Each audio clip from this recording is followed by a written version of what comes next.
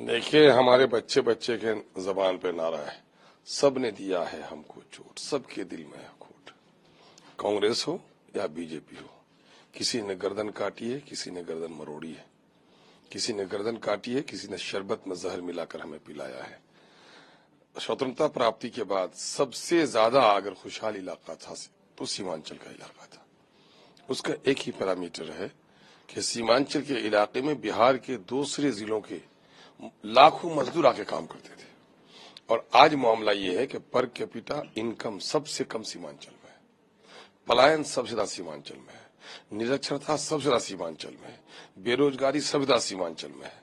हर महीने में एक्सीडेंटल लाश जो लेबर की है, दिल्ली के 50-50 मंजिला इमारत पर ईंट और पत्थर तोड़ते हुए गिरता है, कहीं फैक्ट्री में जलता है, कहीं ट्रक के अंदर दब के मरता है, कहीं विदेश में दब के मरता है। वो लाश जो सबसे ज्यादा अगर बिहार में लौटती है तो वो सीमांचल का इलाका है। मालन्यूट्रिशन है सबसे ज्यादा यहाँ है, इन्फेंट मोर्टिलिटी रेट है सबसे ज्यादा यहाँ है, फ्लड इफेक्टेड लोग सबसे ज्यादा यहाँ पर है।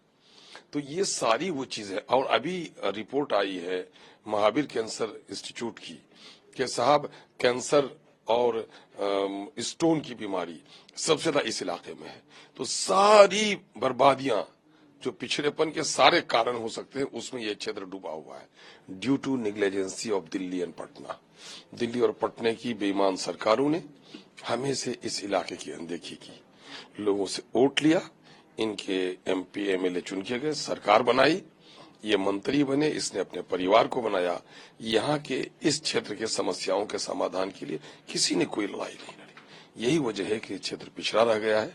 सीमांचल को मैं कहता हूँ ये कश्ती है, और इस बस्ती में हिंदू मुस्लिम सिख ईसाई सब रहते हैं। यहाँ के नॉन मुस्लिम्स जो हैं या यहाँ के SC ST की आबादी है, उसके भी पिछड़ेपन का कारण मुस्लिम लीडरशिप है। मुस्लिम लीडरशिप गोया गुलाम बनी हुई है। ये जाकर अपनी पार्टियों की बात तो जनता के दरमियान में करते हैं, लेकिन जनता की समस्याओं को भी कभी भी पार्टी के फोरम पे या असेंबली पार्लियामेंट में नहीं रखते हैं, जिसकी वजह से इस क्षेत्र का बड़ा नुकसान हुआ है। और इन सारी चुनौतियों को मैं खत्म करने के लिए एक लड़ाई लड़ रहा हूँ।